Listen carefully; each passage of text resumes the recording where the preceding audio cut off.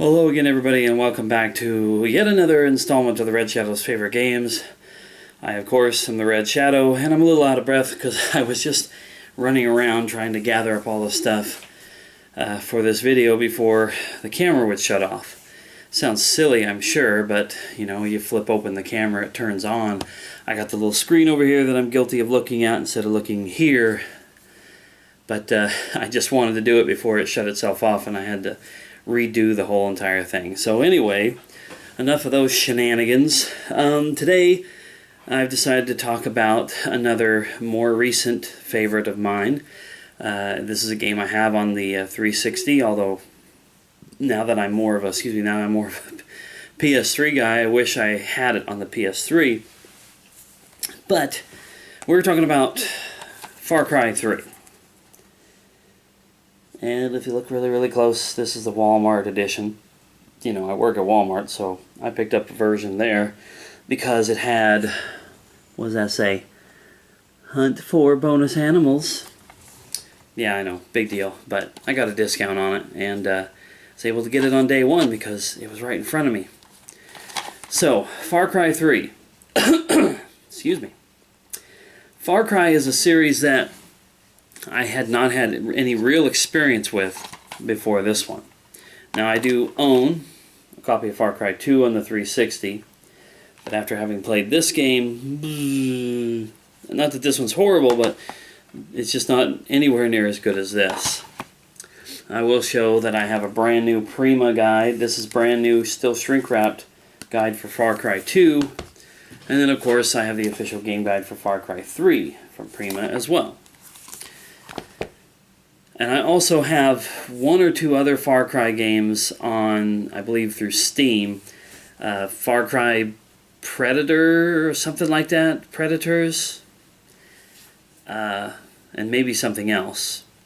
Which I played the one, I think it like starts you out on a boat or in the water. And, you know, graphically it's kind of crude because it was an earlier game. And it just didn't hit the mark like 3 does.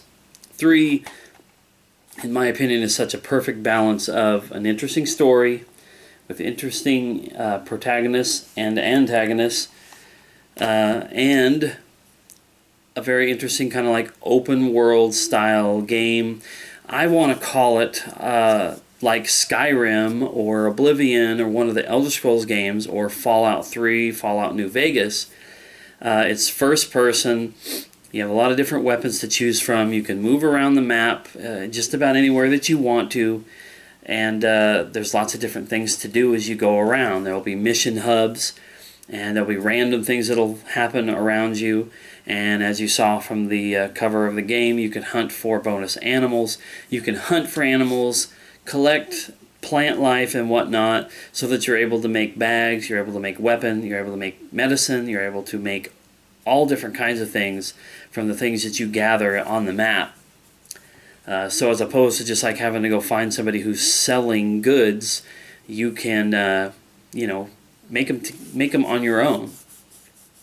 It's kind of a lot of standard staples in plenty of current type games, but I hadn't really played a game like this that I could get into like I did with this one. Like, I love a game like Skyrim, I love a game like Fallout 3, but they just seemed really, I don't know, both stuffy but also overwhelming because of their size and whatnot. This is somewhat overwhelming, but I just, when I had played this last, I couldn't stop playing. What changed for me on this one, without hopefully getting too much into spoilers for anybody who hasn't played it, but if you have played it, there's basically 2 islands that you explore in this game, and the first island is ran by Mr. Guy right here, whose name I have forgot, and then the second island is ran by basically this guy's only superior. And when you get to the second island, the difficulty level for a guy like me went up, not by increments, but like by massive leaps and bounds. And I didn't think that it was as much fun when you stopped dealing with the pirates from the first island and you start dealing with like these soldiers on the second island. So, I haven't beat the game. It's always sad when I have to report that one of my favorite games remains unbeaten, but Far Cry 3 would be in that position. And as long as it's been now since I've last played this, I'll probably be extremely rusty and not very good at it, so it won't make it any easier for me. But that's the sad tale that I weave for myself when I jump out of games and start playing something else. But yeah, the Far Cry games, and I know there's like a tie-in between the Far Cry series and the Crysis series. I have one or two of the Crysis games, but I haven't really played them. This one, though, is so fun. I like this game in the setting that it is, on like lush tropical islands with animals and indigenous people and whatnot, over a game that's like going to put you in a cityscape or like a futuristic time frame. I really loved running around in the jungle on this game and just kind of feeling like you were, you know, a savage beast as opposed to a supposedly humane human being. But anyway, that's one of my more recent favorite games, Far Cry 3. I hear there's a Far Cry 4, but more than likely it's going to be on the newer consoles. So it's another game series that's taken out of my hands, but I will relish every moment that I've had with Far Cry 3 in the past, and when I get back into it, I'm going to enjoy it just as much. So check it out now, since this is still a relatively new title. It did come out in 2012. I believe it was near Christmas season in 2012, so this is maybe at the max about a year and a half old.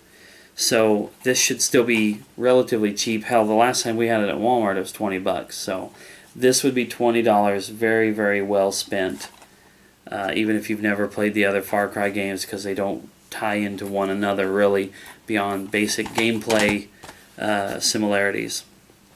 So that would be it. Check out Far Cry 3. And I hope you enjoyed this video, and I'll see you in the next one. We're actually getting kind of close to the end of my list, with the exception of a handful of games I'm thinking about tossing onto the list. But I think the Red Shadow's Favorite Games series as a whole may be within, just 10 or 12 games, perhaps. Don't quote me on that, though, because like I said, I could think of many, many more games to add to it down the road. So anyway, that was pointless enough of a place to end this video on. Thanks for watching again, and I'll see you next time.